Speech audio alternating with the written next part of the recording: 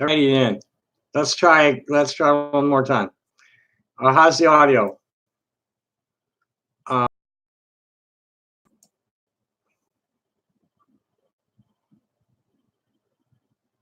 no, that's dead. Okay, that's not the one. We want the one now.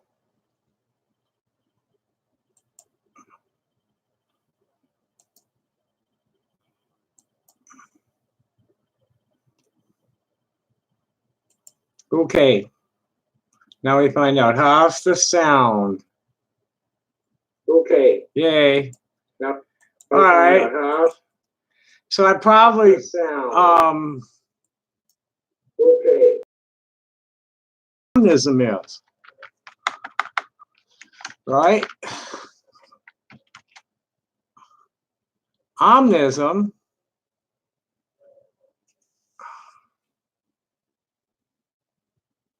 Shit, that wasn't what I wanted. Fucking Google autocomplete. I hate it. No, if I just want to search one word, they always add more. Omnis, disbelief are called omnis or omnis. Oxford English Dictionary quotes as the term's earliest usage by English poet Philip J. Bailey in 1839. I'm an omnist and believe in all religions. And atheism is a religion, and just as valid as any of the others. Religion is an individual thing. You know, we tend to speak the words church and religion in the same, as if they're the same, and they're not. A religion is a way of life. It's the way your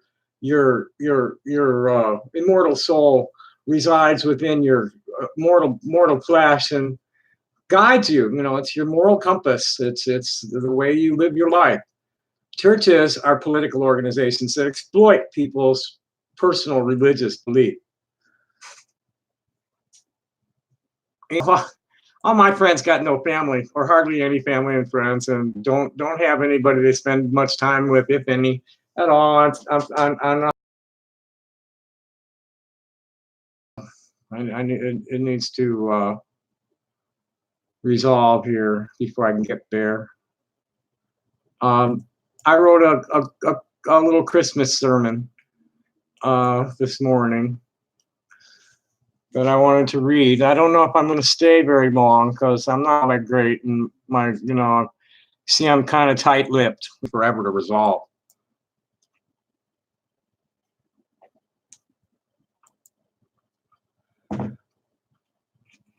Oh, it's completely exploitative. That's what it's all about. You know, you look at the difference between the religions of animist religions of indigenous cultures. Their governments are much more egalitarian. There's not so much authoritarianism in indigenous cultures. No, the church is a tool of empire. It's always been used to control people. I mean, this was a problem with the Jews. What do you think Jesus was doing on kicking over tables and whipping bankers? So the churches, the organized religion, was polluting the spirituality of the people who were actually following the religion.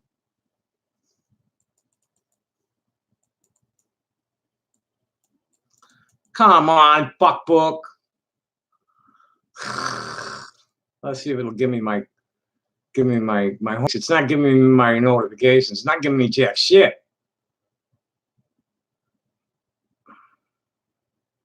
I think I need to clear my cache. I haven't done that in too long. Yeah, it's kind of, I always have to type in the search to get it to come up. Expert, I got just about everything I use. Whoops, wrong one. Shit. There we go. Let's just delete those cookies. What? Fucking Facebook's still trying to load. And his computer, you know, it's not too shabby. I forget exactly how fast it is, but it's over 3 gigahertz, and it's got 8 gigs of RAM. So Facebook still makes it bog.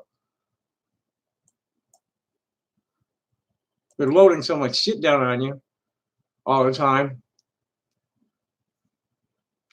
Cookies are just like report thing, and that sucks resources. Okay, now that that's working, let's find. And naturally, I've been posting a bunch of shit since I wrote it, so it's going to be buried way down. This is cute. Forget the past, you cannot change it. Forget the future, you cannot predict it. Forget the present, I didn't get you one.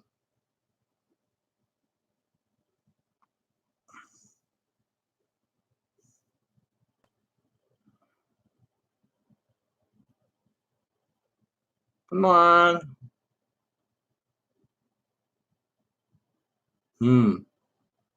Wonder what that was. Here we go. This was my Christmas message.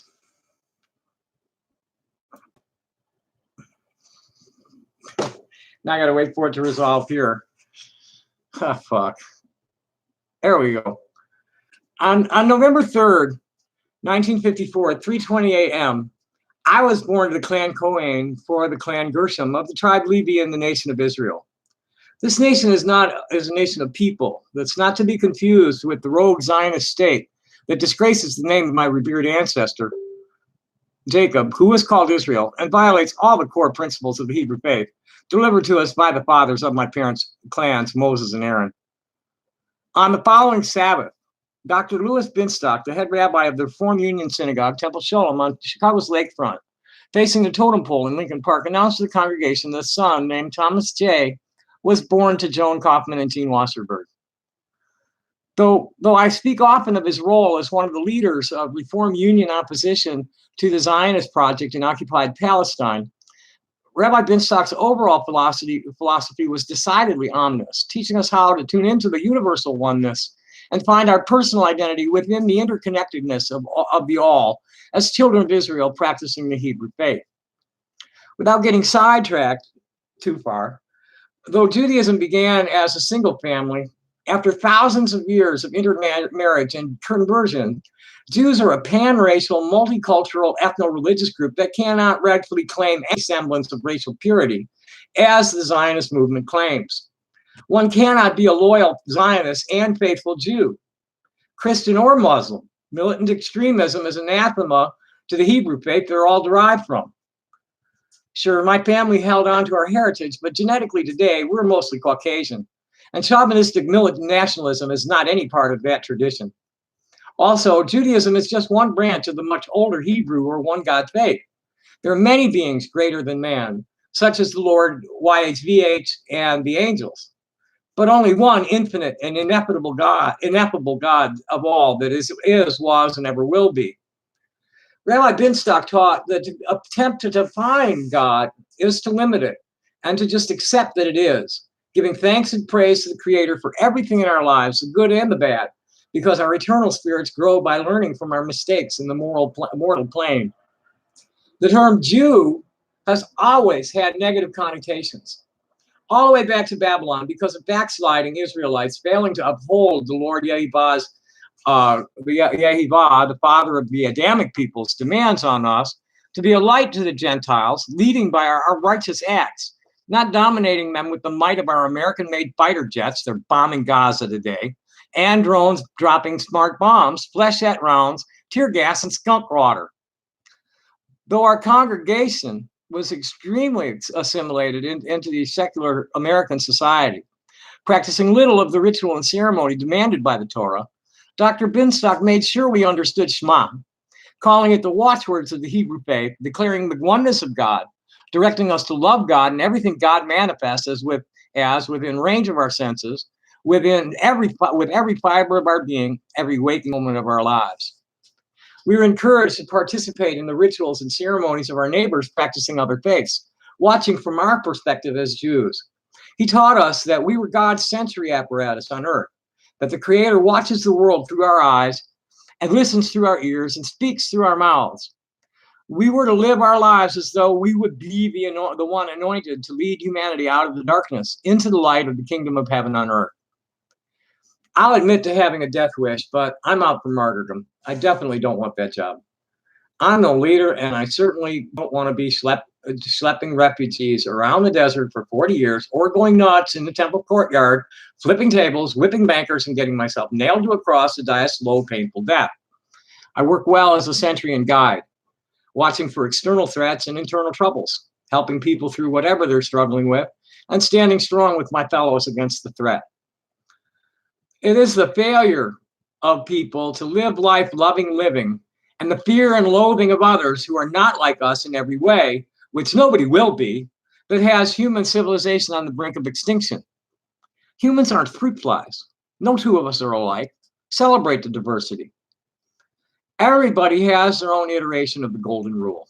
Live by it, and though your life will certainly be filled with tests and trials, regularly feeding you on shit sandwiches, ultimately your eternal soul will be blessed.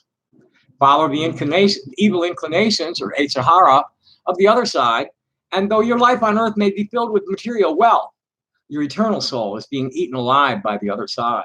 So when you die, nothing is left of it, so that a demon can take your place when you're reborn into your blood family.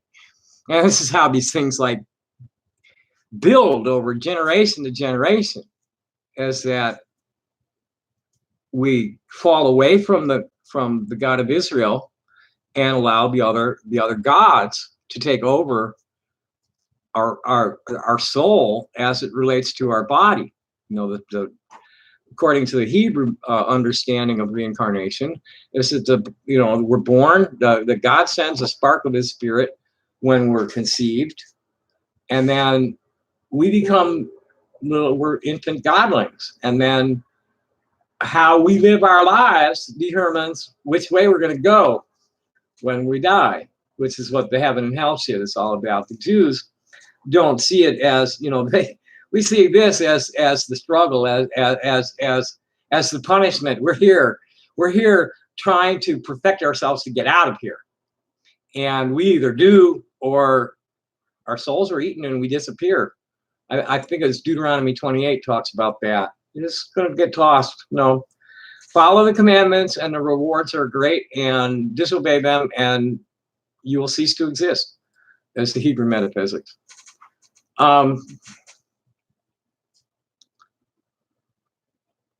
This is how we were raised, to be faithful to Torah principles and loyal to the U.S. Constitution. We're all one human family, and so long as others live by the golden rule, everything else about their lifestyle was valid and to be embraced with love and acceptance, not to recoil from them in fear and loathing, but to love all and hate none. On Christmas, we pray for peace on earth and goodwill between all humankind, not just for those in our own Karas. And that I define that in the next paragraph for folks. Coined by Kurt Vonnegut in his novels Cat's Cradle, within the religion called Bakonanism, a Karas is a spontaneously forming group joined by unpredictable links that actually get stuff done. As Vonnegut describes it, a team that does God's will without ever discovering what they're doing.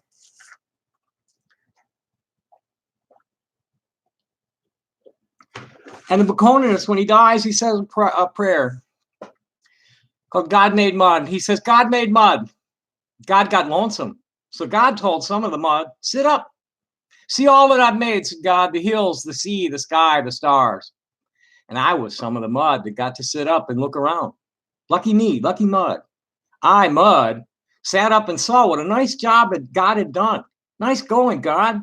Nobody but you could have done it, God. I certainly couldn't have.